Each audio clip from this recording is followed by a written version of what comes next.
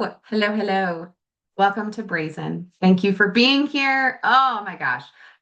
Just real quick, can I just tell you how much it actually means to me that you are here? And we're going to get real fucking cheesy and emotional for a second, okay? When I started this podcast, when I started this business, anyone out there, the listener, you right now, if you've ever started a business, if you've ever put yourself out there, and all of that comes with putting yourself out there, is anybody going to care? Is anybody going to listen? The ones that do care and listen, am I going to create positive impact in their life? Am I leaving behind a legacy that makes my heart fucking soar? All of these things come up. It is so much. I know my coach talks about being an entrepreneur, especially in the spaces where you're vulnerable and you put yourself out there in certain ways. That's like fucking self-development, self-healing on crack. Like you don't have a choice. Everything just starts to shift.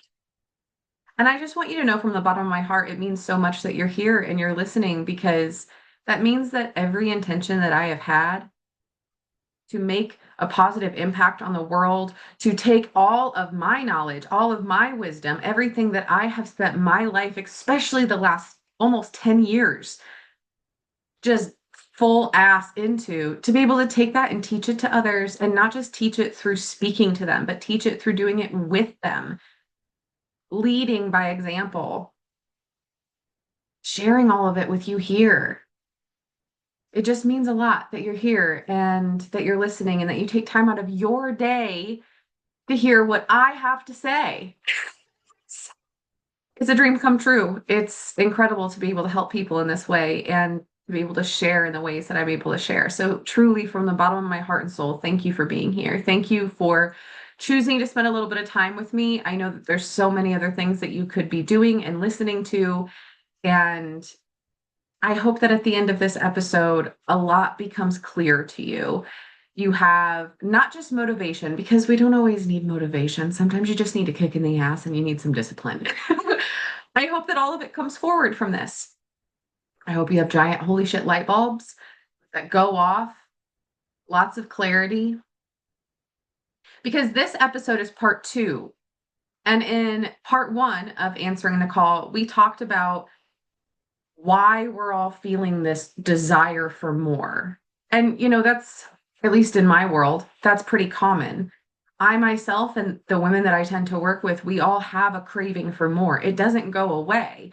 Actually, one of the biggest hurdles or lessons that we have to learn is to not always be going after more, but to instead learn how to really enjoy and be present in the moment of everything that you've created and have. But there's always that desire for more. And if this is something that you're just now starting to feel, we talked about in answering the call part one about why that might be happening. There's a lot of different reasons. And it's not just more in the way that maybe you think, or maybe not. I don't fucking know. This more that so many of us are craving, it's more connection. Especially after the last 5 years. You remember what happened 5 years ago? You remember how fucking weird that was?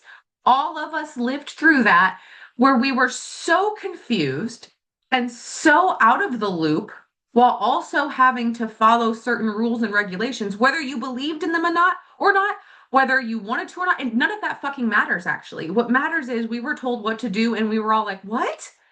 I can't see my family. I can't see my friends. I can't see my grandma. I can't see anyone.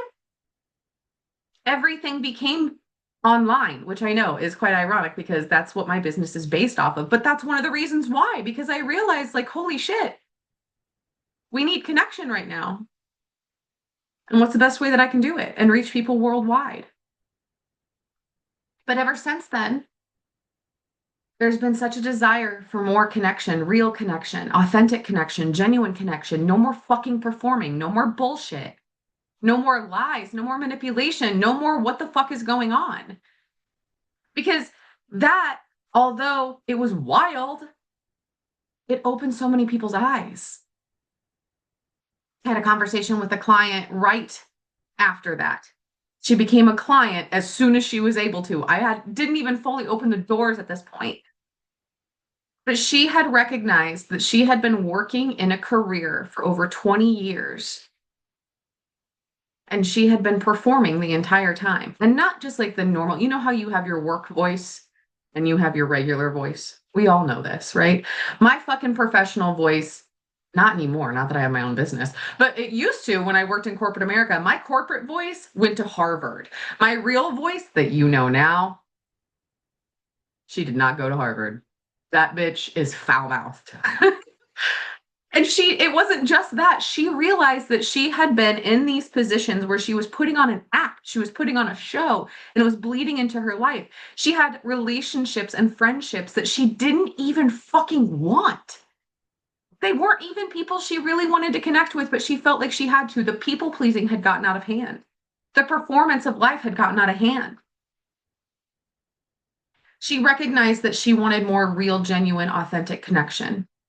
She wanted to be able to have conversations with people that actually meant something beyond passive aggressive, how's the weather, bullshit, shallow, deep, all the stuff that so many of us recognized took up way too much time and way too much space and way too much energy in our lives. So many of us have a craving for more joy. I know that's been one of my whys, the reason why I created this business. I got really fucking sick and tired of people telling me what I had to do when I had to do it, and not just professionally. Although that did really fucking kick the bucket on it, though. So many people, and you know what? I'm going to be real honest and vulnerable with you. There's a part of this that I don't share so much in my professional world, but I'm going to share it because I'm guessing that there's probably other women out there that feel this way. I'm a woman that has chose not to birth children. I have chose to not have children, not have biological children. That is a choice that I have made. Some of it was because of the state of my body for so many years, and a lot of it is because I, in my heart and soul, know that's not what I want. And it's hard to go against the grain on that. It's hard because you know how many people my whole life, especially in my late 20s and all through my 30s, have been like, oh, you'll change your mind one day. Oh, you don't know what real life is and you don't know what real problems, like all this stuff, you don't know until you have kids. Ugh. And so much of the time, I found, especially in my late 20s and early 30s, that because I didn't have young children like so many other people around me in my friends group, my family, all of this, that my time was less valuable in their eyes because I was spending it how I wanted to instead of being exhausted and all the things they bitched about, which I love. I love kids, don't get me wrong, obviously. But when you're telling somebody that you're exhausted and you've lost yourself and all this stuff. And I know it's worth it for kids for sure. Absolutely 100%. But when you tell somebody that and then create a space where not just for myself, so many women, I've had this conversation with in my personal life. So many women are like, why are you telling me that that's how you feel, but then telling me I must have children or my time is not valuable and I need to be here and I need to do this because I have the time. That's been so big in my life. So big. And so I've been craving more joy for a while in the ways that I want joy. I want to travel. I want to explore. That's why I'm here. That is a deep foundational why of why I built this business. I don't want anyone, professionally or otherwise, telling me how I have to spend my time, where I have to find joy. Having this business has allowed me to go out in my garden and fucking pick flowers and enjoy the sunlight and fucking dilly dally and read books between helping women and having client calls. That's so much joy in my life. Creating this business allowed me to go after that. And that's what so many women are recognizing, especially if they are creating their own business, if they are stepping into that entrepreneurial world. They're doing it because there's a foundation of joy, of wanting more joy. Another huge piece is the laughter and the play. We have been craving more laughter and play as a society for so long, at least in my personal experience, perspective, and also the research shows it. We crave that. And a lot of the times, you can see it as like a whole pizza pie here. One of the slices of that pie is because not many of us were able to actually have play and joy and laughter when we were younger. So now we want it. We're like, yeah, I missed out on that part of being a fucking human because this whole thing with being a human and suffering and working your life away for pennies on the fucking dime and blah, blah, blah bullshit. So many people are like, fuck that. That's not why I'm here. I'm not here to make Joe Schmo a millionaire and to work 90 hours a week and to feel like shit. So many of us, I was there as well. I was like, I'm not going to keep making this motherfucker rich while I don't get to have joy and laughter in my life. I'm tired of living for the weekends. And it wasn't even like, oh, you could do it during the weeknights because it wasn't a 9 to 5. It was, as many of us have experienced, it was like a 6 to 7. Another piece of this pizza pie of craving more joy and laughter and play is because what I just mentioned, we're recognizing that that's what life is really fucking about. That's what matters. Is laughing with the people that you love and having more times of joy and play and not taking life so fucking seriously. If you have been craving living a life that you dream of, and that craving for more has become so big so often, so much that you cannot help but look at it. You cannot help but actually address it, then this is the podcast for you. And also, you should go listen to part one. So, like I said, in part one, we talked about why. We kind of dove into it a little bit now, too. We talked about what to do, some steps you can take. And in this specific episode, we are going to talk about how to sustain that.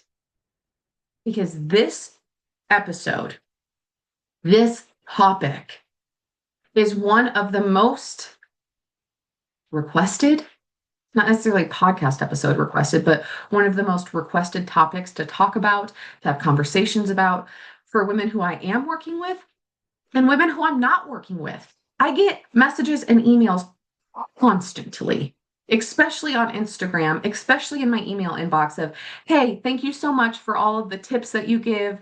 These are free coaching, free everything on the podcast, on Instagram, not as much on TikTok anymore. I've kind of pulled away from there. It's not really my favorite. But this is free coaching, right? Especially if you're on my email list. In my email community, you guys are getting tons of free coaching. And I get these messages of like, how do I fucking make it stick though? How do I make it stick? I've read all of these type of things. I know this stuff. I've intellectualized the fuck out of it. How do I actually make it stick and change something? How can I make it sustainable?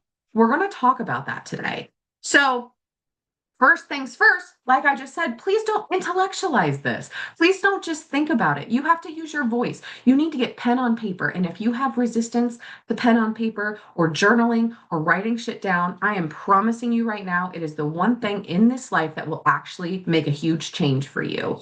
When you hear hundreds upon hundreds of thousands, probably way more actually, telling you, hey, put pen to paper. It will change a lot. And if you're like, no, it won't. Yes, it will. Because I was that woman. I was that woman that was like, and I knew I enjoyed writing things down. I've kept journals through my whole life. However, but I did not see how impactful it would be for my self healing and self discovery, self whatever fucking word you want to use journey. I had no idea. I had done the therapy, the counseling, I had done all these things.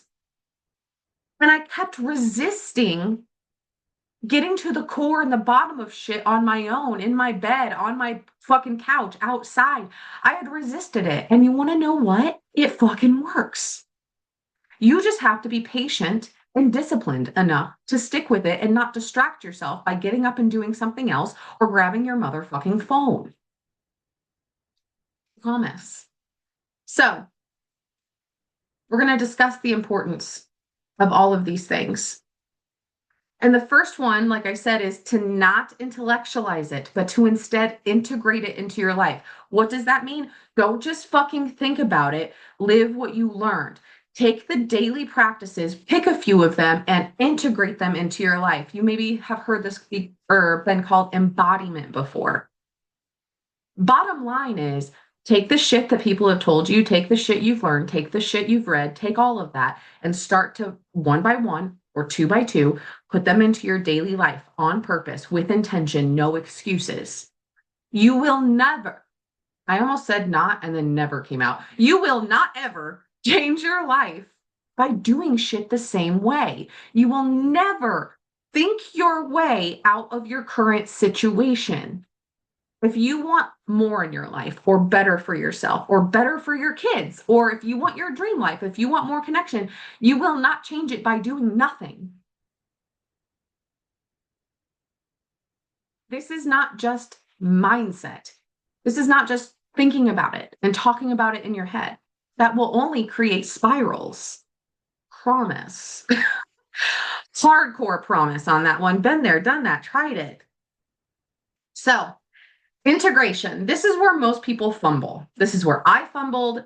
I think fumbling during this part of your process is kind of like part of the process, actually. You have to live that experience of like, okay, but I've read like 27 fucking books, 97 fucking books. I've worked with coaches, I've worked with mentors, I've worked with shamans, I've worked with the best of the best and all of the things, and it's not sticking. That's because you're only fucking thinking about it and you know it. And you can't just know it. You have to live it. Transformation in your life is not just a one-time event. It is a daily fucking decision and daily intentional action. And you're not always going to be 100%. There's going to be so many times where you fall off the fucking wagon with new habits. Let's talk about what some of these new habits could be. Maybe a new habit is you start to have more movement in your life. Maybe you just start to drink more water. Maybe a new habit is when you start to focus on the worst case scenario, you catch that shit. And I'm going to actually talk to you about how to do it today. You catch that shit and you question it and you replace it and you move your fucking body. Maybe one of the habits is you start speaking affirmations into the mirror because that shit actually does work 110%, but not if you do it fucking Eeyore style, not if you fucking half-ass wishy-washy it. These little habits, these micro changes in your life create huge change, but only if you do them. It's very often that there is a cycle that I see. The cycle is that women come and they join me in whether it's Women Rising that we just finished last week, 4-day event, or they join me in the fall retreat for 5 weeks or the spring retreat, or even actually, no, it's not even, it doesn't happen when we work together one-on-one. That's not true. So let's just say these two areas. Or even if they don't work with me, they go somewhere else and they work with someone, or they just read a really incredible book that helps them apply certain things, right?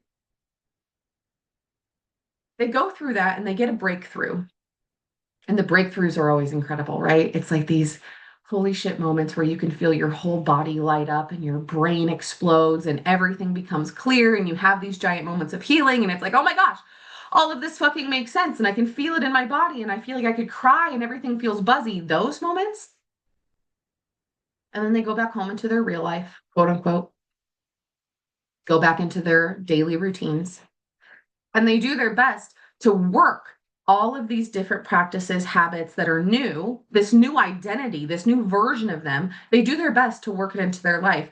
And slowly but surely, they slip right back into these old habits that got them stuck and stagnant to begin with. They show up, have a breakthrough, get excited, go home, try to work it in alone, by themselves, slip back. That's what I did. It's what we all do. And yeah, sometimes it's because you need one-on-one work. And you'll know if you need one-on-one work. I knew I needed one-on-one work. I knew for me personally, I could not do any more talk therapy. I could not fucking talk about it anymore. All that was doing was keeping me in a fucking loop. And this is nothing against talk therapy. I actually fucking went to school for that and didn't fucking finish my degree for a reason because I was like, this is not for me. I couldn't do it anymore. There's a time and a space, but I was past that. I needed something deeper.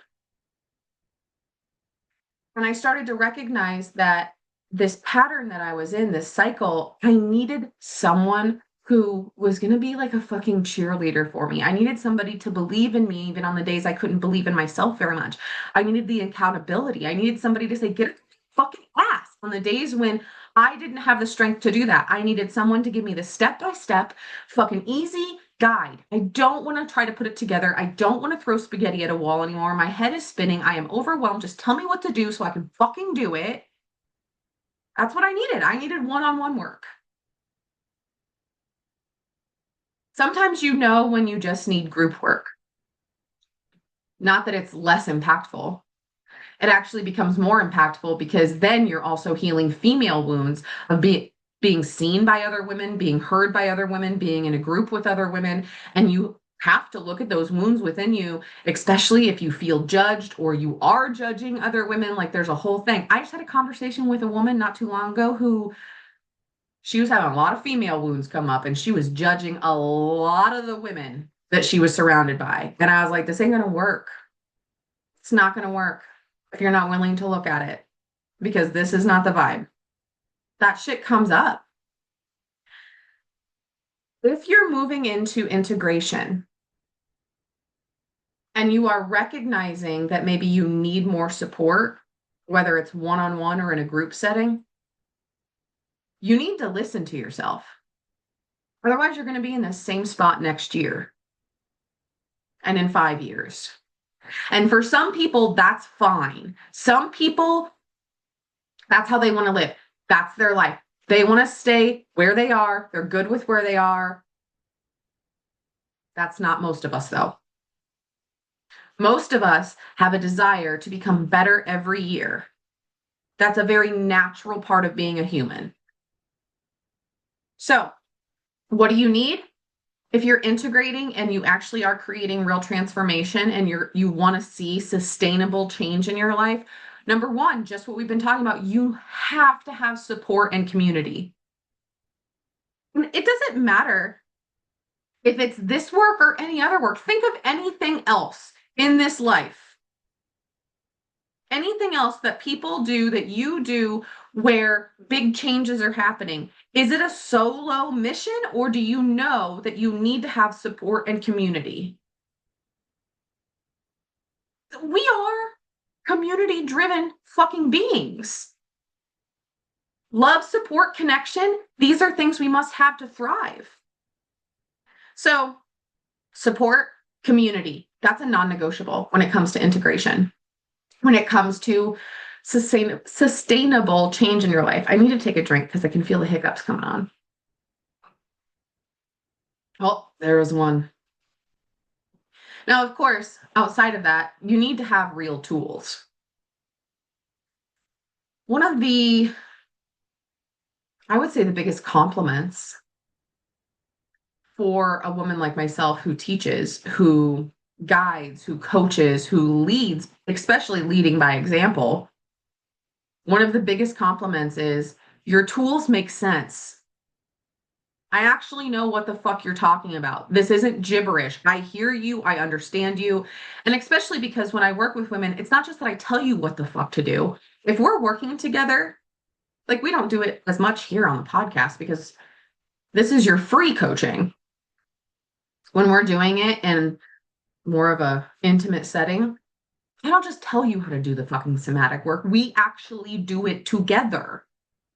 I don't just tell you how to retrain your brain and we don't just talk about the neuroplasticity basics. We apply them together. So in real time, you're like, whoa, that's how that works. Holy shit. And you recognize how easy it is and it's not confusing anymore. And the best part is, again, biggest compliment from women I work with in this role, to be able to hear from women, oh my gosh, I saw and felt the immediate change, and now I know how to use it in the future. This goes back to one of the basic teachings, at least in my childhood, which is if you give a man a fish, he eats for a day. If you teach a man to fish, he eats for a lifetime.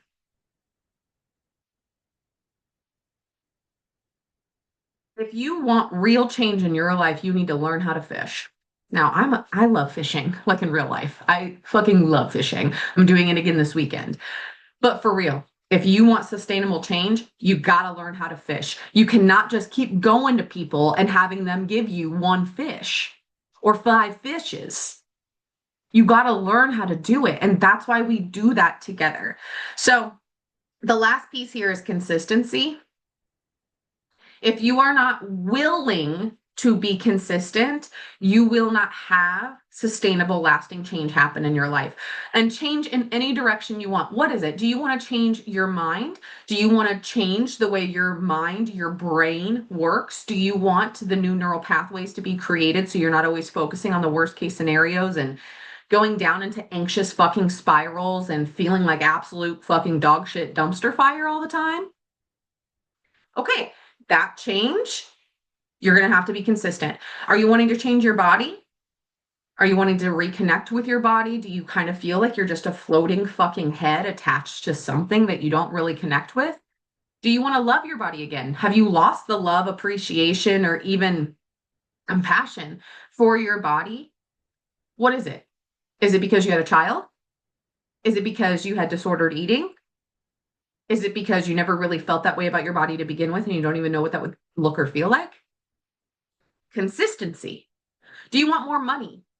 Do you want to have more resources in life so you can change your life and the lives of others and you can make change in the world? Because are we all on the same page now that people that are heart-led and soul-driven and are good human beings need to be the ones who are wildly wealthy because that's how we change the world.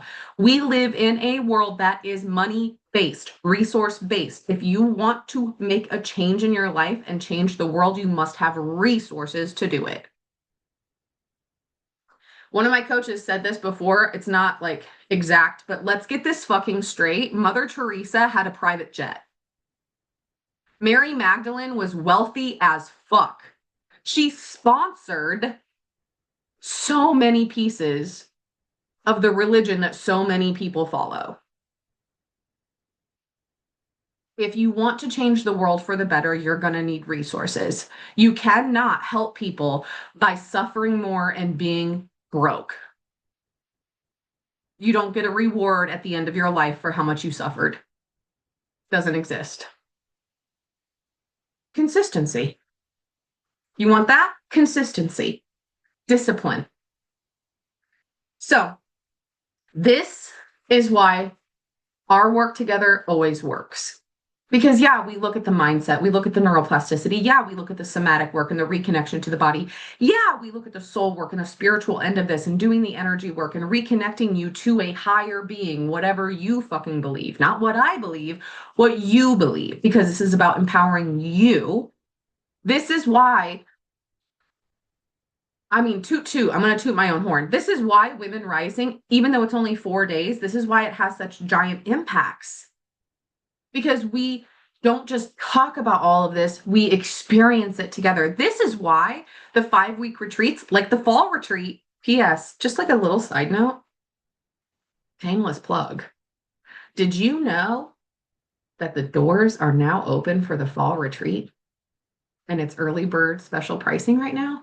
Maybe you didn't know because I haven't really like told too many people. I'm just kind of sprinkling the information. But this is why the 5-week retreats, like the spring retreat, like the fall retreat, change women's lives for real, not for bullshit. Because we take all of this and we acknowledge it and we understand it and we apply it. And if you're looking for a coach that's going to hold you accountable, I can tell you right now, it's me. I do not have time for your excuses, and neither do you.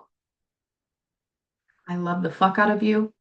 I will support you. I will cheer for you. I will literally like a fucking, what's it called? It's not a cheerleader, mom. But what are those moms that you think of on like the sidelines that are like cheering for their kids, like going bananas? That's me for you. And I love you enough to not let you stay in your old fucking patterns with your old fucking excuses. That's the type of woman I am. That's the type of friend I am. And that's definitely the type of coach I am. If you go, just let's play pretend for a second. Let's say that you reached out to some of my girlfriends,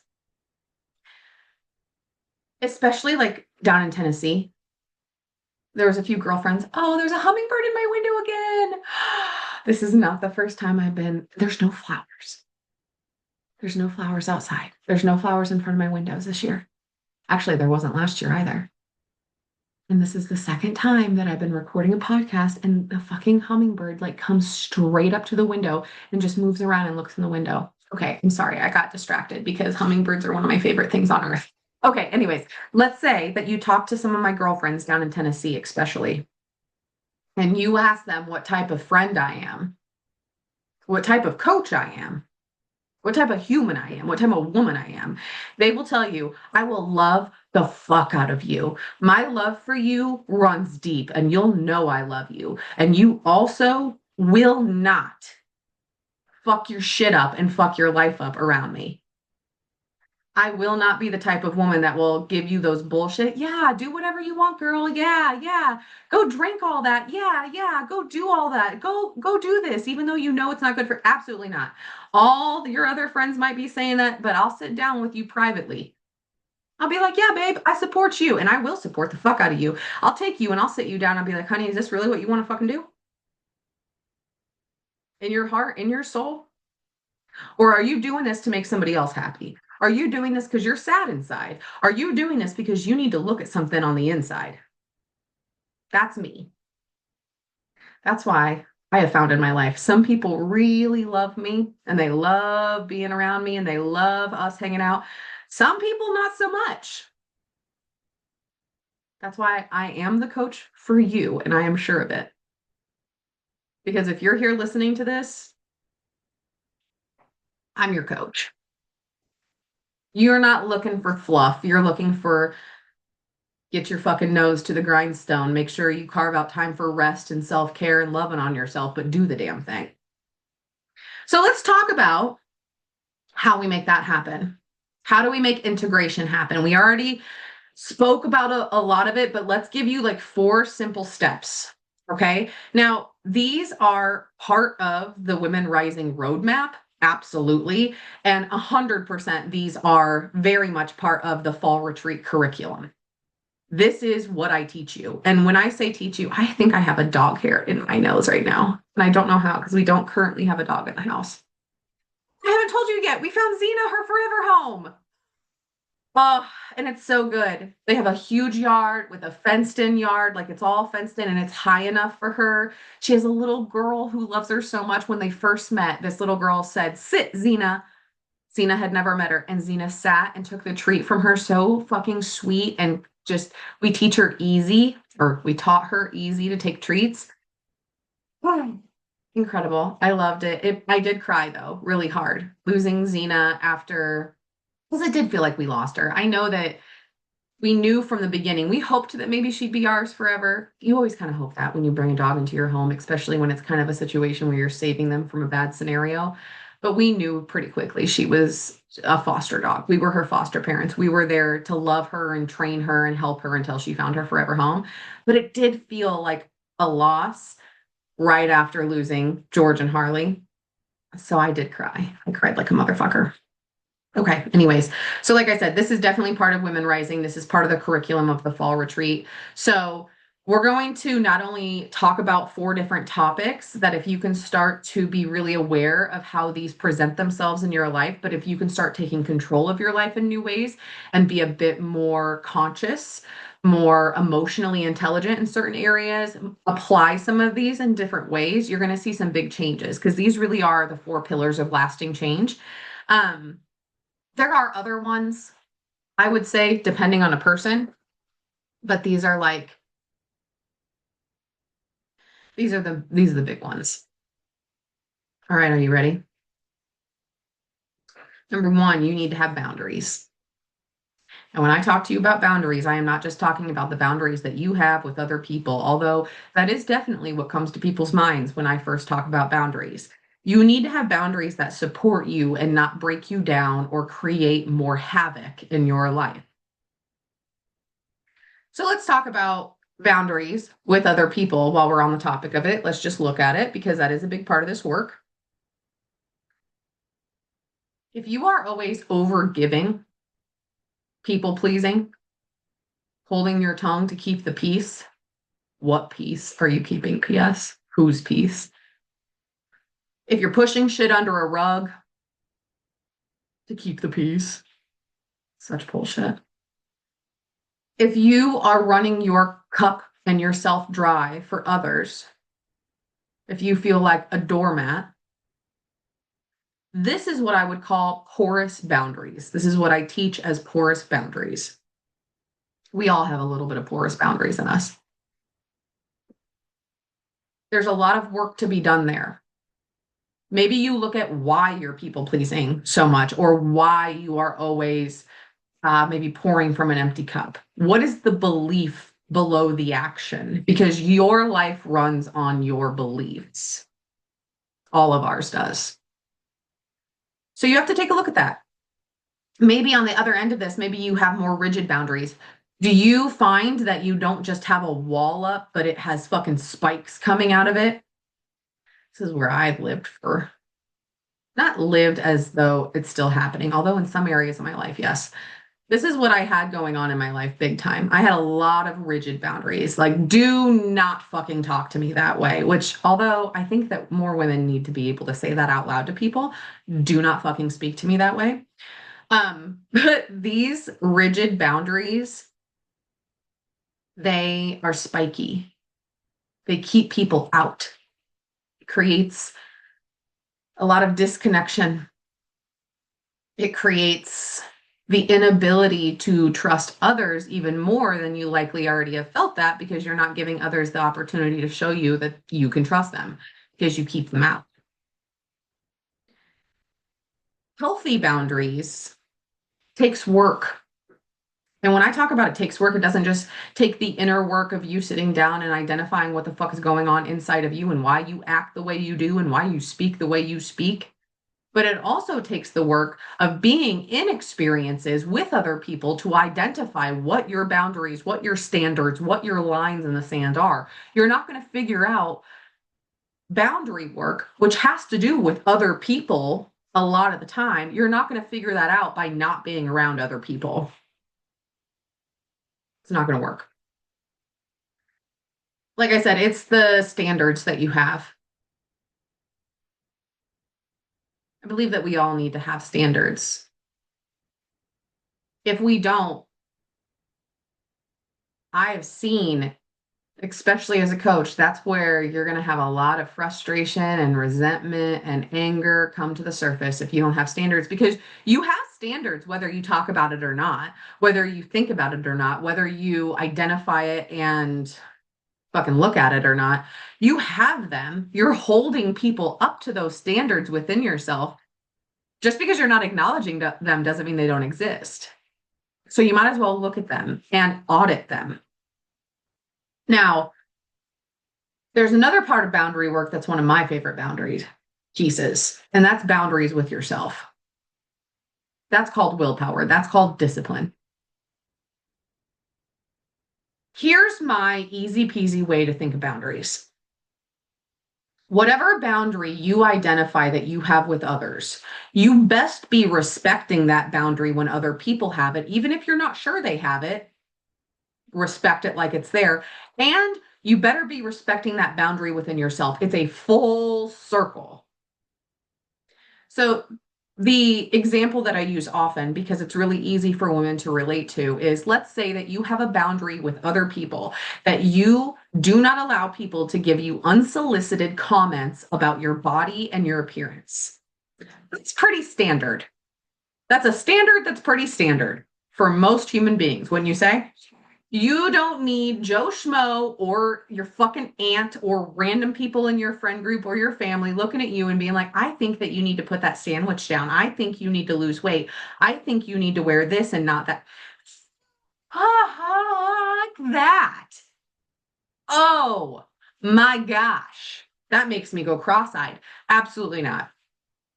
See, I'm your friend that if I heard somebody speaking to you that way, I'd lose my shit. I've lost my shit on my family before. I didn't even fucking breathe first. I didn't do any of the somatic work. I did not practice what I preach. I looked at family members who were saying shit about another family member. I was like, y'all need to shut your motherfucking mouths right now. Shut the fuck up. Don't be talking about, especially somebody you love. Don't be talking about them like that. Kick rocks. Absolutely not. So let's say you have that where you feel that way. Okay, bring it around. You better not be talking about other people and the way they look and the way they dress, then, you know? It's full circle. If you don't want it done to you, you don't be doing it to other people. Have you ever heard of the golden rule? It's golden for a reason. Apply it to your boundaries. Now let's bring it the full way around. You better not, if you feel that strongly about other people doing it whom you cannot control, you better not be looking in the mirror judging the way your body looks and the way you look in your clothes. You see how boundaries are full circle? That's why boundary work takes time and dedication and patience, and you must have the experiences to show yourself where you sit with them. The experiences are what creates the work. Like, I already told you one of my experiences. Let's talk about one where I was a little bit more aligned with the work I teach. Because sometimes the work is telling somebody to go fuck themselves. And I don't know if that makes me the type of coach that most people would agree with, but I also don't really fucking care. That is real life, okay? That's not Instagram pretty. That's not bullshit. That's not fluff. That's real life. Sometimes having boundaries, sometimes this type of work and healing yourself and everything is looking at somebody and saying, go fuck yourself. Because you're still a good person if you say, go fuck yourself. Yep. But let's talk about when you do it in a more calm, in a more loving way, the way that's actually much healthier. So recently, I was at the gym, and there is a handful of people that I chat with at the gym. I'm not really a gym talker. Actually, I'm the exact opposite. When I'm at the gym, I'm there to work out. Please don't talk to me. Please don't fucking talk to me. I'm there to listen to Corn, to listen to some heavy metal, to listen to some. What was I listening to the other day that I haven't listened to in so long? Edema. I I'm there to listen to music and get the angries out. Okay.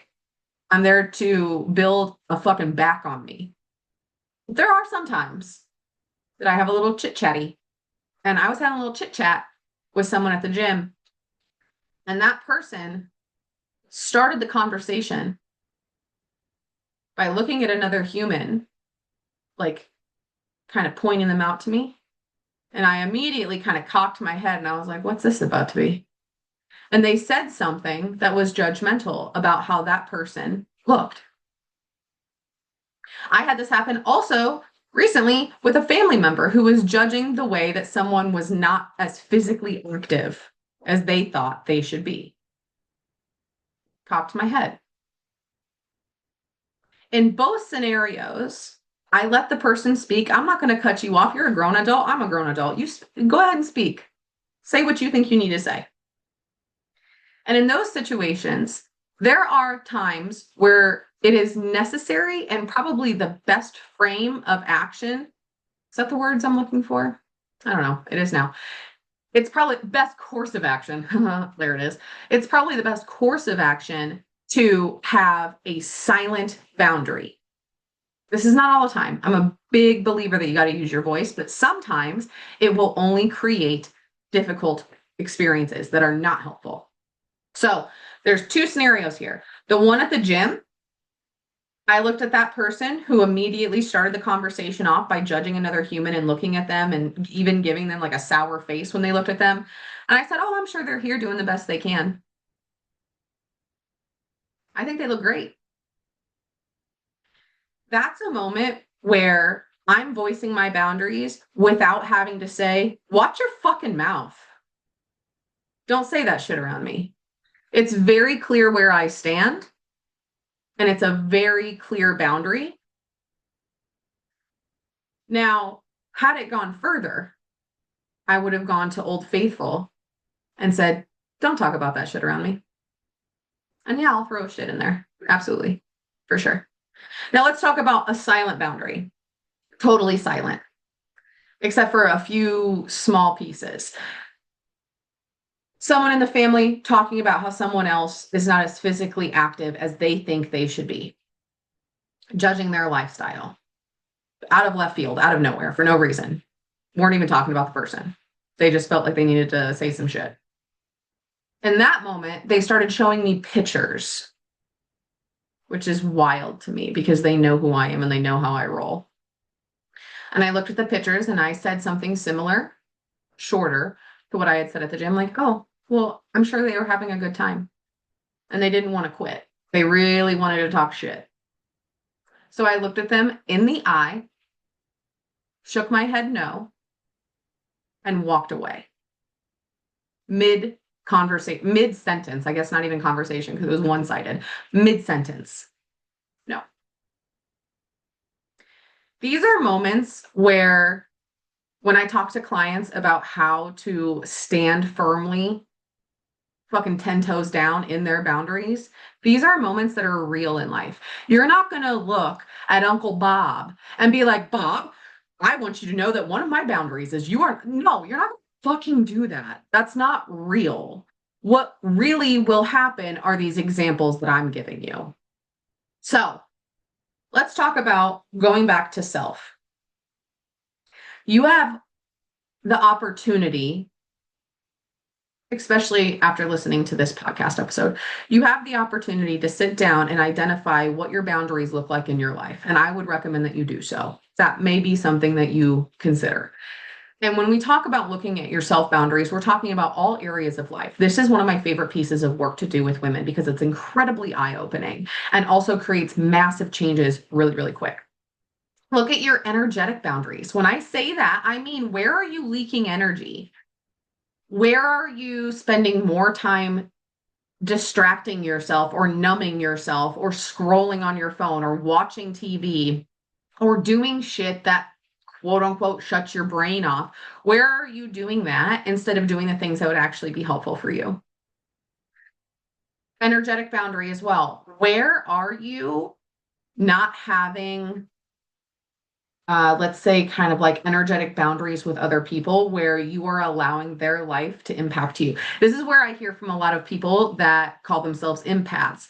Also believe that I'm an empath. This might shake some fucking feathers, but I also believe that there's way too many fucking people that use I am an empath as a way to have no energetic boundaries and as a way to play a victim in situations, saying, I can't do that because I'm an empath, so I can't be there. No, you just need energetic boundaries and to not suck up and soak up everybody's fucking energy around you because you have the power and the ability to not do that, but you're choosing not to.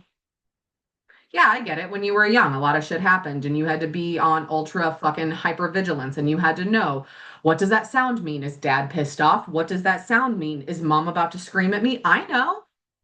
You think I don't know? I fucking know. I live that shit too.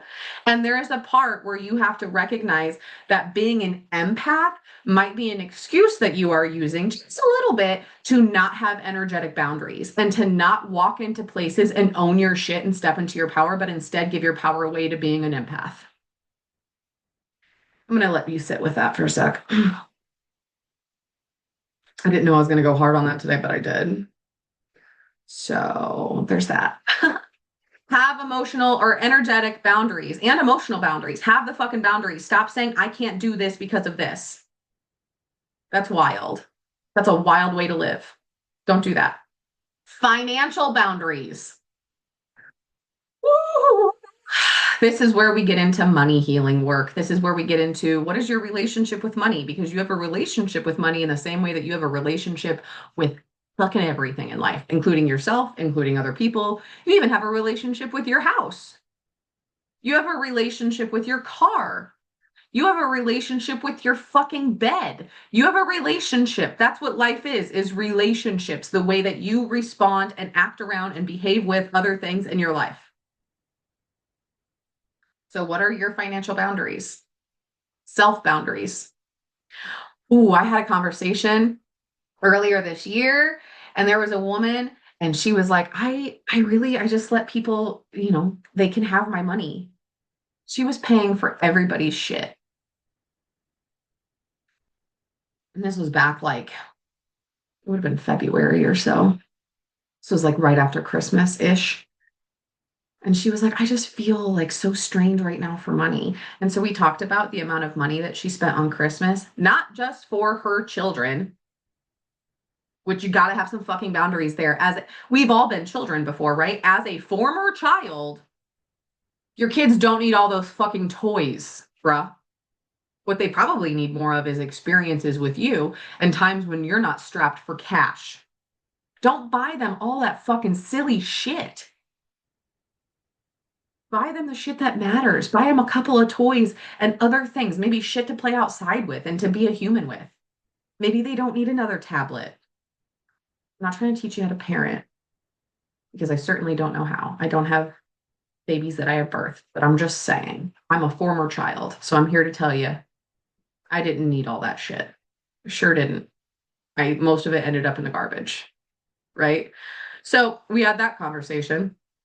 And also, she had purchased gifts for people that she barely knew.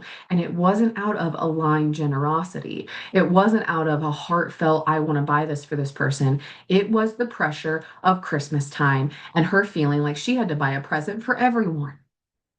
And she was like, oh, don't you feel that way? And I was like, listen, gift giving is one of my fucking love languages. If I show up at your house, I will tell you right now, you are getting a plant and some random homemade something and many other things as well. You're getting some homemade skincare, you're getting a bath bomb, you're getting something.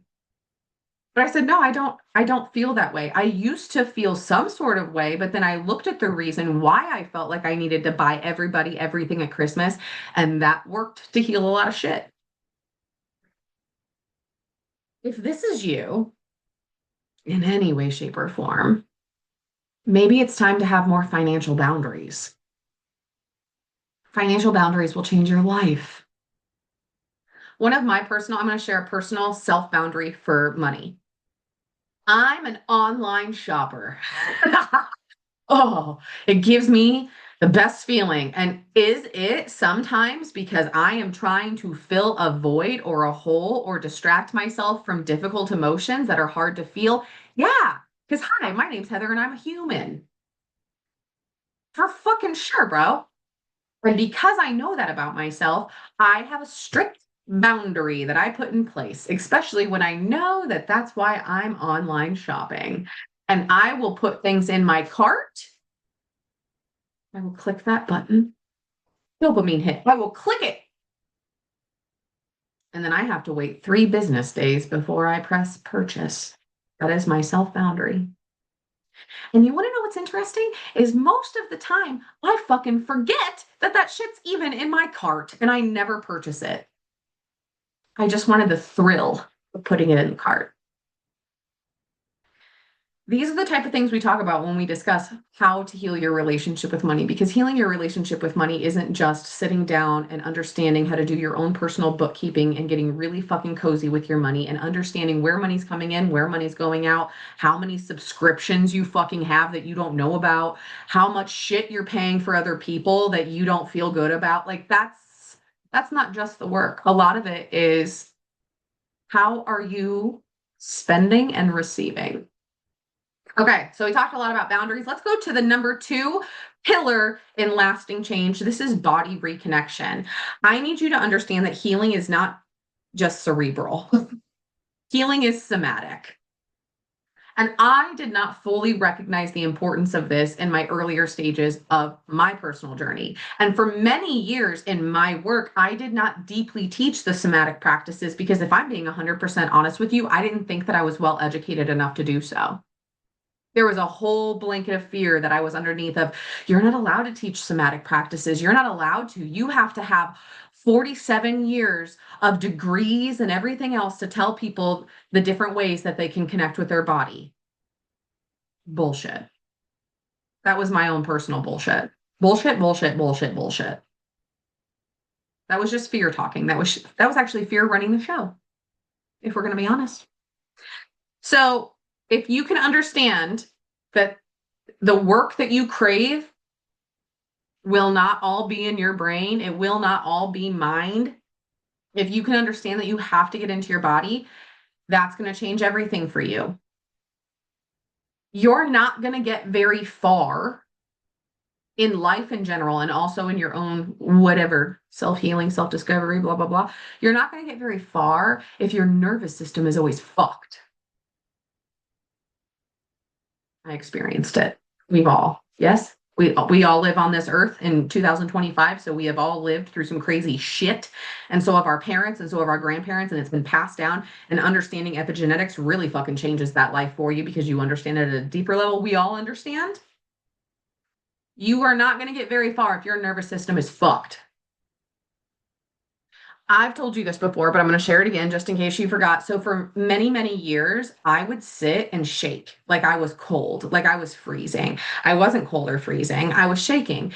And I was in such denial that I was like, oh, it's just something my body does. If you're watching on YouTube, you can see how big my fucking eyes are. Oh, that's just something my body does. No, bitch. You are sitting in survival mode right now. It got so bad that I started to lose my peripheral vision. Yeah, bro. My vision was going in the middle of a fucking work shift. This is happening. The biggest times it was happening was when I worked in a financial office where, bitch, you got too many people coming in and out. You can't lose your vision. And also when I was bartending down at one of the biggest fucking places in Sevierville, Tennessee.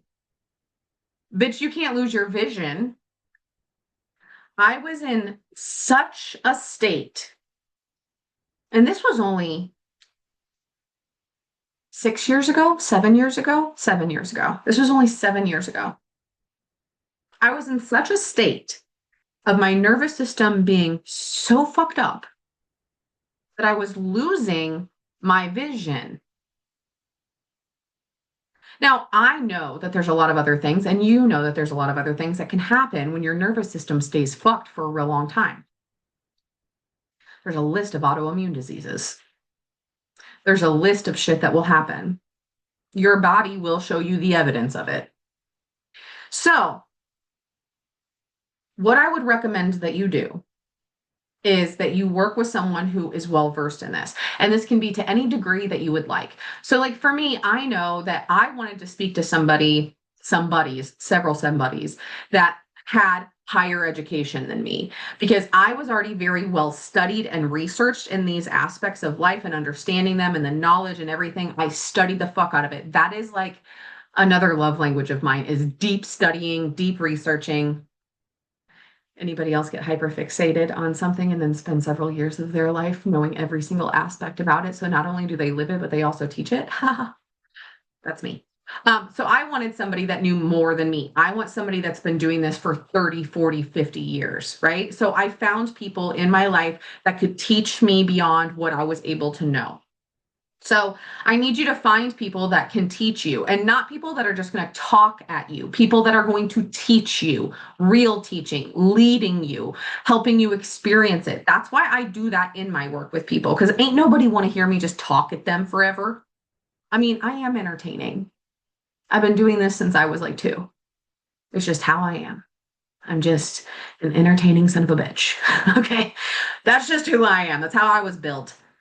But you don't want me just speaking at you about somatic work. You want to do it. So let's do it.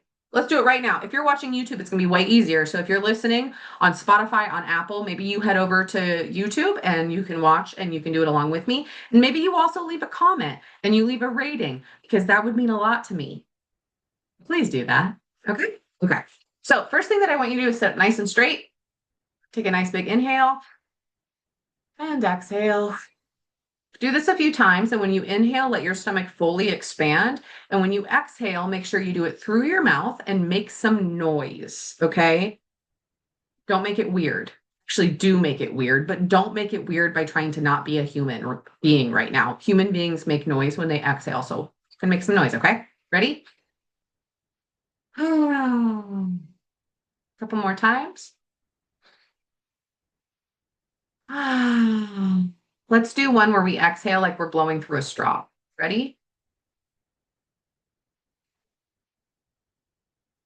Go ahead and stay with your spine nice and straight. Roll your shoulders a few times for me and then roll them back and let them fall. And then I want you to reach up and I want you to just start rubbing and tugging on your earlobes. We're going to do this for a moment, so don't rush.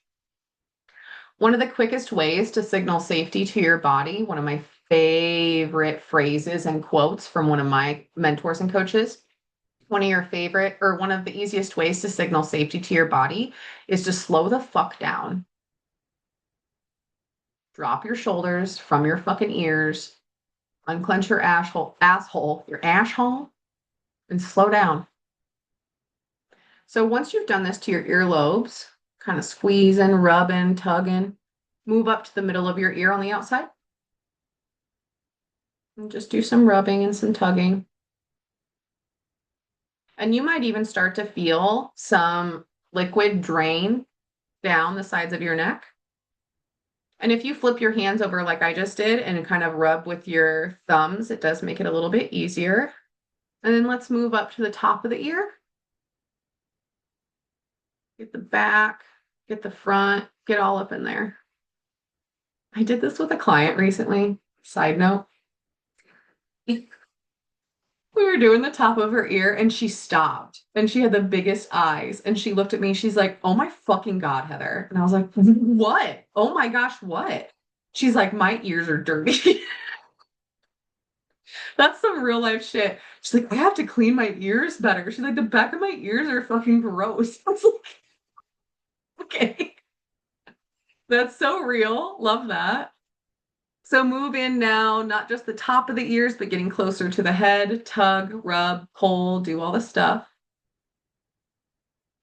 And then when you're ready, go ahead and come down. And right below the ear, you're going to be able to feel this. You can feel where it's a little harder and then it starts to get a little softer when you go down.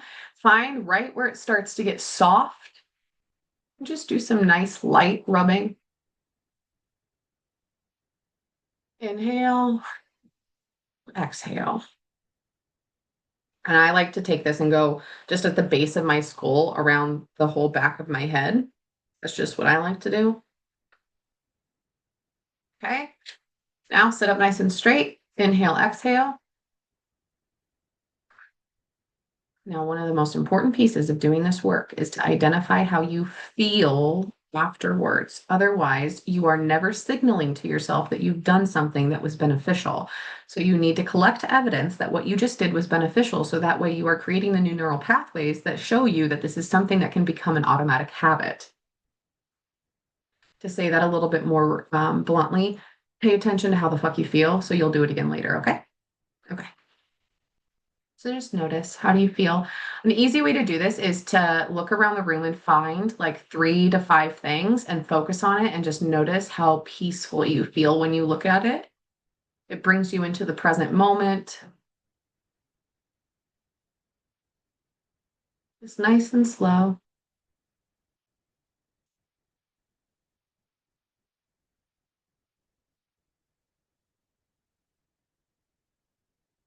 Okay. Doesn't that feel nice? So body reconnection, this is one of the more simple tools that we use for somatic practices, but there's a lot that we will practice together so that way you can actually feel how they change your being, how they help you become more present and peaceful and in your body instead of in your mind. I would say 99.9% of the women that I work with, one of the biggest hurdles for them is that they recognize that they live in their mind more than in their body. Welcome to being a woman in 2025. Right? So we have to reverse that and we have to do the work to make sure that there's a harmony and a balance there where you are in your body. And this is how we do it, is through body work. So another one of my favorites is EFT tapping. I will do just some regular, easy peasy, do it real quick in your car tapping with you and teach you that and the exact things to say and how to say it to make it work better and be more beneficial. I also will lead you through guided tapping sessions. So that way we are speaking affirmations together and we tap in very specific areas, saying very specific things to help rewire and retrain the brain while also getting the nervous system on board as well. So, learning the language of your body is a whole practice in itself. That is a big part of the work that we do inside of the fall retreat and the spring retreat, inside of my one on one work, inside of the summer retreat, which is all about integration. It's 4 months long. Learning the language of your body, this is one really great and easy way to start. Pay attention to the inner wisdom. That's your intuition. Pay attention to the inner wisdom. Pay attention to the inner conversations that are happening. So start with stuff that's very simple, like when your body tells you that it has to pee, go pee. You know how much of the time we all are like, no, I'm going to finish this first, or I'll do it then. We've learned that. We've learned how to do that. And it's not to say that that's not a skill that is nice to have, because sometimes you're on a road trip and you can't piss right then and there, you know? Or sometimes you're at work and you can't just get up in the middle of something and go to the bathroom.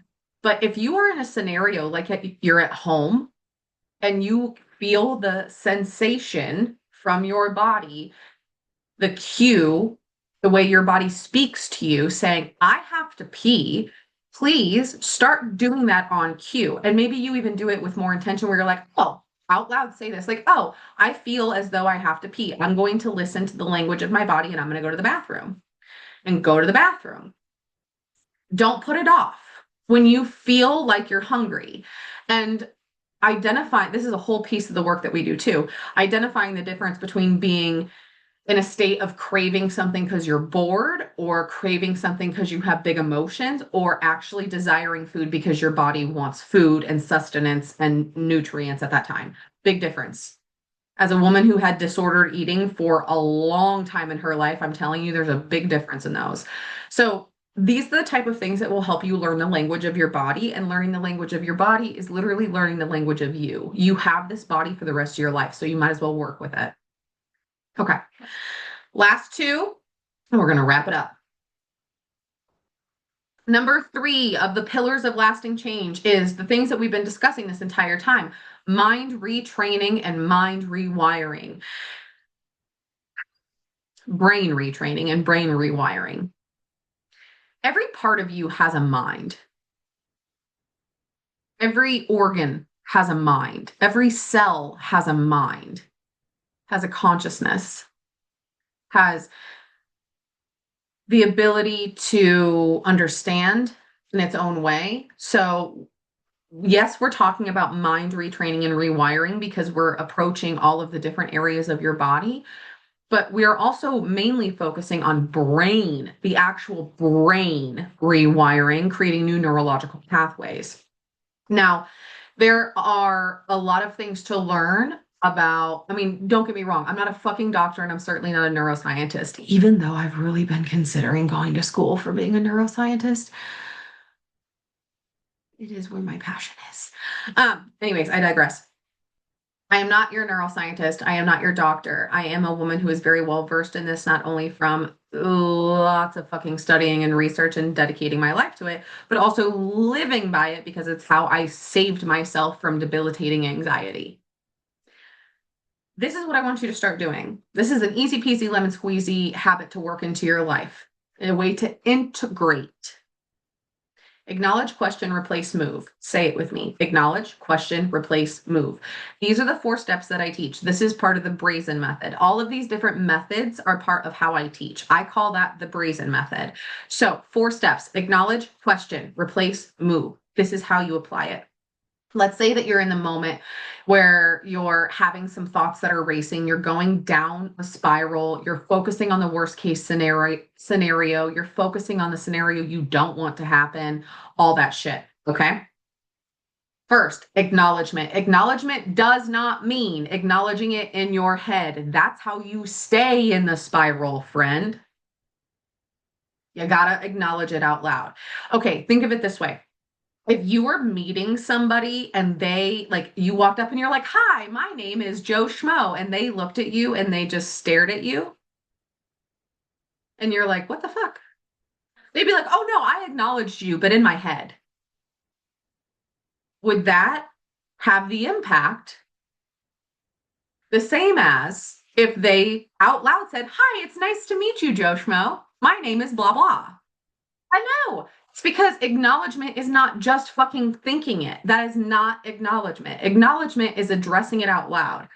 And I want you to know that when you address and say out loud and name the big scary, it does not give the big scary more power over you at all. It actually does the exact opposite. It gives you the power because you recognize that it was never in control to begin with. But when you stay in your head about it, that's when you start to get clenched asshole, your shoulders goes to your ears, you forget to breathe, all of that. You're putting yourself into more survival. So acknowledgement is saying it out loud, saying the worst case scenario out loud and acknowledging it and having compassion for yourself and being like, yo, I right now am super hyper focused on this worst case scenario and I'm scared of it happening and I don't want it to happen and I have all this fear around it. Get it the fuck out of you. Imagine that every time you speak out loud about it, you're actually pulling the energy out of your fucking self because that's what you're doing. Then you move into stage two. That's questioning it. Now, this can go in so many directions. Maybe you question why the fuck your brain does that, and you go deep into inner child healing, inner teenage healing. Oh, I burped. Sorry. Sorry, not sorry, actually. Maybe you go into shadow work, which is where you address the big scaries, you address the behaviors, you address the thought processes, you address all of the deep beliefs that maybe have kept you into self sabotage behaviors to begin with. You can do all of that when you're in stage two. Or when you're in stage two with questioning, you can just simply ask the question, is this how I want to fucking feel and what I want to be thinking right now? The answer is probably no. Move into step three. Step three, and by the way, do all these out loud, please. Step three is replace. So let's say you were focusing on the worst case scenario. You've acknowledged it out loud. You've said out loud, I don't want to feel this way. No, I don't want to think this way. Then in stage three, you say, this is how I choose to think. This is how I choose to feel. This is you taking your power back in this scenario. So maybe you say, I choose to focus on the best case scenario, and this is the best case scenario. And you start speaking about the best possible case scenario. Because I have news for you. If your imagination and your brain can take you down into a spiral and help you visualize and think up all the worst case scenarios, then my friend, you have a very active imagination. And the good news is it can go the other way too. You can imagine and think about all the best things. You have that ability. It's up to you to get in the fucking steering wheel. Well, no, don't get in the steering wheel. Take the steering wheel. It's up to you to get in the driver's seat. So, acknowledge, question, replace. Now we get into the somatic work. You must move your body. You must move these things out. This is a part that I didn't teach for the first probably year and a half that I was coaching because this is where I was in fear myself. And I was like, I don't have all the proper fucking 27 years of education in order to teach somebody how to tug on their ears. Did you see the face I just made? Silly goose behavior. This is where you move your body. So there's a lot of very specific things that you can do, like shaking helps specific energy leave your body. Jumping up and down helps certain energy leave your body. I'm here to tell you that all of that is good and fancy and lovely, but at the end of the day, if you just pick a few different somatic practices that actually work for you and feel good and are easy to work into your life, that's more important than what science says works best. Although science is important, so is listening to yourself. Okay. We're here to help you step into your power. So for one, I like some chest pounding to move energy. And I fucking pound on my titties. I pound on my arm, pound on my legs. I do deep breathing. I do some light tapping. I do some of the tapping. I'll just do it with you now. Do it with me. Top of the head, temples, below the eye, above the lip, chin, collarbone, armpit. top of the head, and it goes in a circle. I do that. I really love the practice of shaking your body like you're a crazy person because that moves energy real fucking quick. So there's a lot of different things that you can do here, but overall, when you are retraining the brain, you have to move the energy. You can't just sit in that fucking stagnant ass energy. You have to move it. So those 4 steps again are real easy. This is one of the easiest, simple methods I teach for brain retraining because it doesn't have to be that fucking complex. Acknowledge, question, replace, move. One thing that I want to bring to your attention is something that I spoke about earlier, but I want to make sure that we highlight it. Your thoughts don't run your life, your beliefs do. I'll just take a drink again while you sit with that. Your thoughts do not run your life, your beliefs do. One of the bigger conversations I have with clients is how the fuck do I get to what I believe? Easy peasy. This is the work that we do together to identify what are the beliefs below the thoughts, below the behaviors, below the way you act. I had a client who was always performing. She had this act that she put on all the time. Now, I'm not going to go into a side tangent here, but that can be incredibly useful. Think Marilyn Monroe. But she was letting this act of who she was. It was an armor that she was wearing. It was a coping mechanism. She was letting this act run the show. And we got down to the belief system of why she did this and even where it started, when it started, why it started. And boom, as soon as you acknowledge certain shit, that's sometimes all it takes. Sometimes that's literally all it takes is to have a conversation with another human being in a safe space and to laugh about it, cry about it, move about it, and boom, it's done. So you can read a bunch of books and do all the research and training and education and deep diving and studying that I have done. That will take you a long time. I'm just letting you know because I've lived that. Or you can just come and work with me and we can get down to the fucking brass tacks and understand what your belief systems are that are running the show. Another big thing here is when we do this, it's all about the real life habits and the neuroscience and neuroplasticity basics. I am not here, again, I am not a neuroscientist yet. I am not your doctor for sure. I'm definitely not your therapist. I am here to teach you the basics so you can understand why you're doing what you're doing. Just like we went through the acknowledge, question, replace, move, you're going to be more apt to do the damn thing when you understand why you're doing the damn thing and what benefits and value you will get from the damn thing. So these real life habits that we're going to help you work into your life to create lasting change, you have to actually know how to do the habits. You actually have to understand why it worked and how you felt afterwards in order for you to sustain that.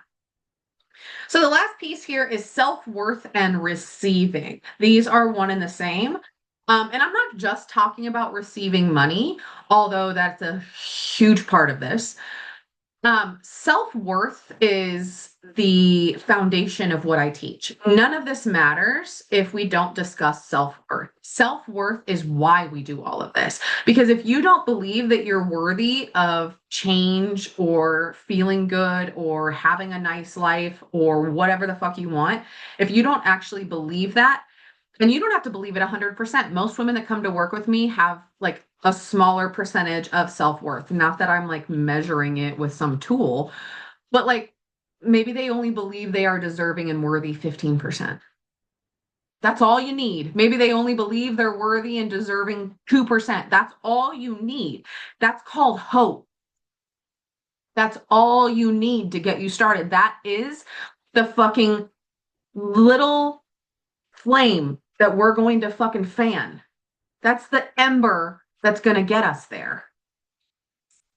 Self-worth is tied into every single thing that we just talked about today and every other thing that I teach. You're building and raising your self-worth. And it's not this self-worth with other people, although it does impact that. It's how you believe and trust and treat yourself. That's the standards that we are setting. So this is the work of understanding the real reasons that you self-sabotage in your life. And that's when we have to get into the understandings of self-commitments and self-needs and one of the best ways to understand when you first get into this type of work of self-sabotage and coping mechanisms and self-commitments and self-needs, is there any way of being in your life or any experience where you have said before or could say right now, "Ugh, that's always happened to me." It's that shit right there. It's that. Yep. Let's go further. Let's just do some work right here. Is there any experience in your life where you feel like the victim and you're like, this always happens to me? It's right there. That's where we're going to look. Yep. So, self-worth, one of the easiest ways to start to raise it and to have a higher standard for yourself is to recognize where you've been sitting in victim mindset. And this is victim mindset is not just something that I work with and teach with. It's something that every single person that helps and serves other people look at. Counseling, therapy, somatic work, it doesn't matter. You are helping someone else focus on where they have been in victim mindset and where they are trying to play the victim in their life. Because, like I have told you before, if you are playing the victim in your life, then you are also looking for a villain. And when you want to be the victim, you'll always find a villain. I know it's not an easy pill to swallow for many of us because I have been there just like all human beings have, just like you have. So, this is really coming down to healing the inner dialogue when we look at the self worth and the receiving. How do you speak to yourself? What are you telling yourself? What is whispering in the background all the time and telling, like, what's going on there? Um, there is sometimes the feeling when we do this work of I can't, that's just how my brain works. No, we can work with it. We can fucking work with it. You just have to have the desire and willingness to put in the work. It is understanding that you are deserving and you are deserving now. And that will require, I can tell you right now, getting to that place will require a lot of self love, a lot of self compassion, a lot of releasing of shame, and a lot of releasing of guilt. And that's the work that we do. And that's something I can't talk you through in a podcast. And that's why we need to work together. And we already discussed, I'm your fucking coach. So let me just talk to you about this. There's a lot of different ways that we can work together. I have had an influx of messages from women, especially after Women Rising last week. They're like, okay, after 4 days with you, I have decided this is it. I'm done fucking around. How do I work with you? Let me break this down for you very quickly. This is not just in order to work with Heather, I have to sign up for the 6-month program and work with her one-on-one. And that 6-month program is about $10,000. And maybe you're like, that's not going to work for me. It's not the only way. Are there women who want that? Obviously. That's why it's always sold out. Of course. But not every woman does. So I'm going to give it a quick breakdown. Get your pen and paper handy and then fucking send me an email. And remember, don't reply to the emails that you're receiving from me throughout the week because that is sent to you through a platform. And when you reply to those emails, I never get notified. So please, I don't want you to send it to my team. I don't want you to send it to assistants. I want you to send me the email directly to my private email. That is heatherpowell.coaching@gmail. It's still a fucking Gmail account. It's my account. It's not even like, I mean, it is my business account, but it's like my account. Please send me an email there. Okay. So, number one, I have one seat left for the 6-month program. This is where we dive into every aspect of your life. We flip over every stone, like one of my incredible clients said. When she came and she did the 6-month program, she's like, I need somebody who's going to be mind, body, and soul, and is going to help me look at every fucking stone of my life, to flip it over, to clean it up, to take audit, to understand, to heal, to do all of it. That's the 6-month program. This is where we do a lot of the brain retraining. This is where we do all of it. It's everything. But there's a lot of mind, brain work. That's a foundation. There's a shit ton of body work. There's energy work. Oh, I'm going to burp again. I'm not even going to edit this out. Oh, it's not. I thought I was going to Homer Simpson burp in front of you. This is not just energy work that we do inside of our live weekly calls. It is also energy work that we schedule during the month. I like to schedule them along with the different lunar phases because we're smart women around here and we do what works with ease. So, like, if there's a full moon coming up, we take a look at, because it's also a very customized, personalized program, and we look at all of your astrological placements, we look at human design, we look at everything for you. So, I'll take a look that month at what that full moon is going to be feeling like for you. And let's say that full moon is going to take a real close look at your relationship with money. Then we're going to do energy work around that full moon, and we're going to focus on your relationship with money and release anything that's been a trapped or stuck or stagnant, however you want to call it, emotion or energy that's been impacting your relationship with money. Now, there's a brand new program, never before talked about. I mean, I've mentioned it a few times, like in the summer retreat and such, but this is brand new, and this is called the Rising Woman Program. This is 9 months, and this is for the woman who loves the idea of the 6-month program, loves the idea of going into all of this stuff, but she wants more time. The Rising Woman, we do a lot more of the integration work inside of the program. I mean, we do a lot of it inside of Brazen Method, but you'll understand when you're there. The Rising Woman, we have calls every other week. So that way you have, every time we talk about something, we dig into just having a conversation about what you're personally going through. When we go through the program itself, after talking for just 45 minutes and getting to the bottom of a lot of shit and celebrating the big wins and all that, you take all of that, and then you have the rest of that week and a full week after that to integrate everything. So it's a slower process, and there are differences in the program for sure, but it is quite similar to the Brazen Method. Now, because of how this is set up and how I've created this is not $9,700. There is a lower price point on this 9-month program. I will tell you, you will get more in the Brazen Method. However, if you're like, Heather, I'm okay with not getting more, I'm okay with that, I want a lower price point and I want more integration, then the Rising Woman 9-month is for you. Now, let's say you do not want any type of monthly, you're like, I don't want to commit to that, I have commitment issues, I don't want to do that. Okay, then let's work together once a month. And this is one-on-one work that we do inside the Brazen Sisterhood. So the Brazen Sisterhood is my little private corner of the internets, and there's different levels. Level 1 gets you in there. There's tons of areas, tons of resources, tons of things that you can dive into, lots of coaching. Level 2, you get all that and a once a month group call that everybody votes on the topic, and we dive in and we actually do the work together. It's very hands-on and interactive. Level 3 and level 4 inside the Brazen Sisterhood is when you get all that and one-on-one work. Now, it's not just a once a month call, it's also the support and the coaching outside of the calls. So level 3, it's like a once a week touch base or so, and we celebrate your wins. I help you navigate things when they come up. Sometimes it's more, sometimes it's less.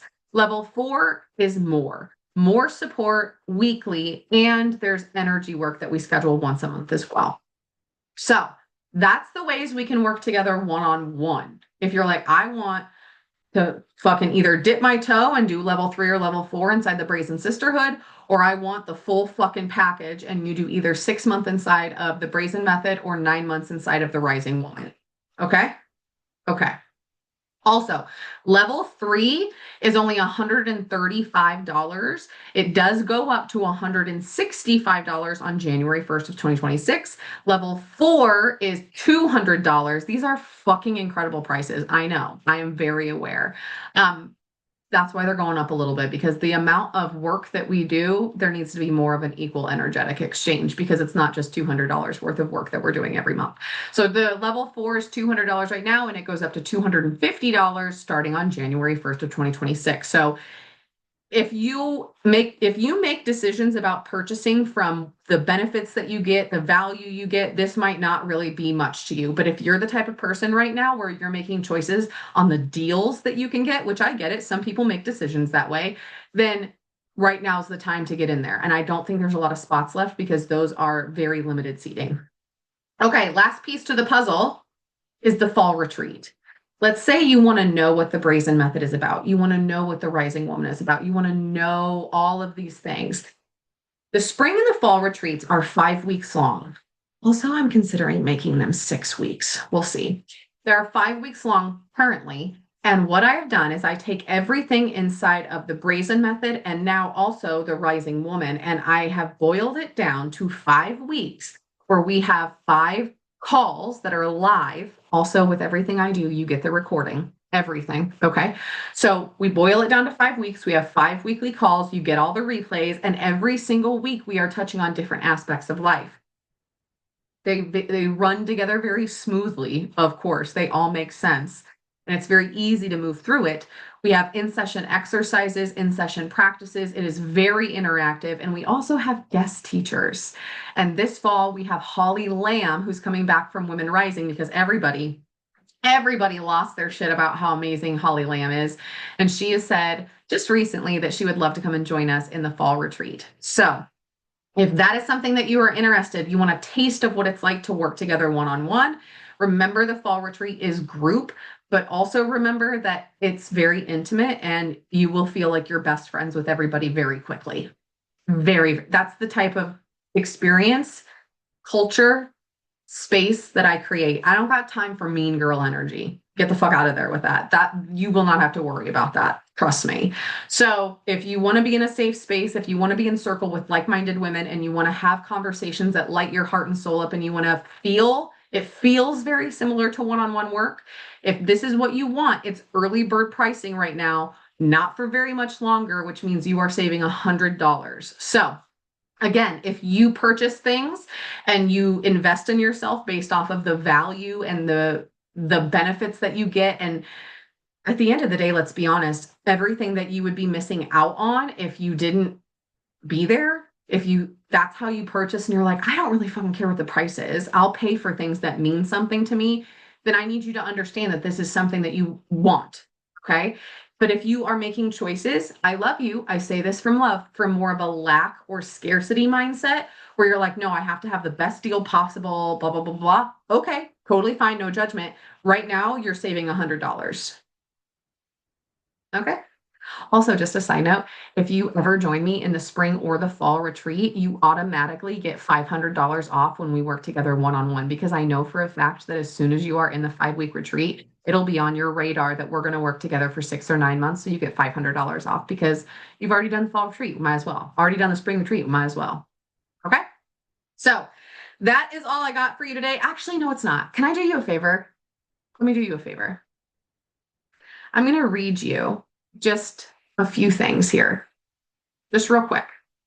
These are just some of the things that y'all sent me recently, word for word, just from 4 days inside of Women Rising, which is basically a boil down of the retreats. Are you ready? Don't go anywhere. You want to hear this? Heather, I cannot thank you enough for creating this safe space, healing space, sacred space. I always walk away from one of your events carrying something profound and deeply healing. Your presence, intention, and wisdom make it easy to soften, open, and reconnect with what matters most. You have a gift for helping others be seen, heard, and gently invited back into themselves. I'm so grateful for the way that you hold space with such grace and authenticity. Okay. Try not to cry. Hold it together, Heather.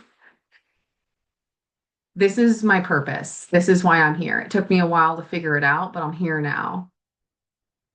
Let me read you another one.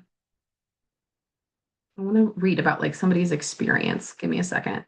That one that just was there wasn't, I mean, it's great. Don't get me wrong, but I don't want you to just hear how awesome I am, even though I'm pretty badass, just like yourself. Let's read somebody's experiences. I know there's one where she like listed. Here we go. Hi, Heather. Thank you so much for the beautiful session. It truly landed deeply for me. I'm so grateful for the space that you created and the energy that you held for us. Some of my absolute favorite moments were the somatic release. Feeling safe enough to actually drop into my body and let go of what was no longer serving me was powerful. I felt such a shift in my nervous system. Writing down the things I've released gave those emotions a voice and helped me energetically close chapters. It felt like a true emotional alchemy. The visualization of what I truly want brought so much clarity and alignment. It reconnected me to the feeling of already having it, and I could clearly see myself living it. When I spoke up in front of the community and spoke about my intentions along with my fears, I shared that I'm calling in my first long-term client. Hearing the group reflect back positivity, belief, and encouragement made me feel so supported and seen. Goosebumps, goose pimples. you should come join us. It's a damn good time. And if you want to just dip your toe in, then maybe you consider just the simple coming in at level 2 in the Brazen Sisterhood. It's $55 and we'll be hanging out quite often. And you'll be joining me for monthly group calls. And they're a fucking blasty blast. Just a heads up, in monthly calls, come as you are. I sometimes am not wearing a bra and I have my hair in an oil mask because we're just fucking humans together. Okay? So, you know the drill. Thank you for being here for another episode of Brazen. I appreciate you so much. I would love to hear how this episode impacted you, how it helped you make changes. Please leave us a rating, leave us a comment, send me an email at heatherpowell.coaching@gmail.com.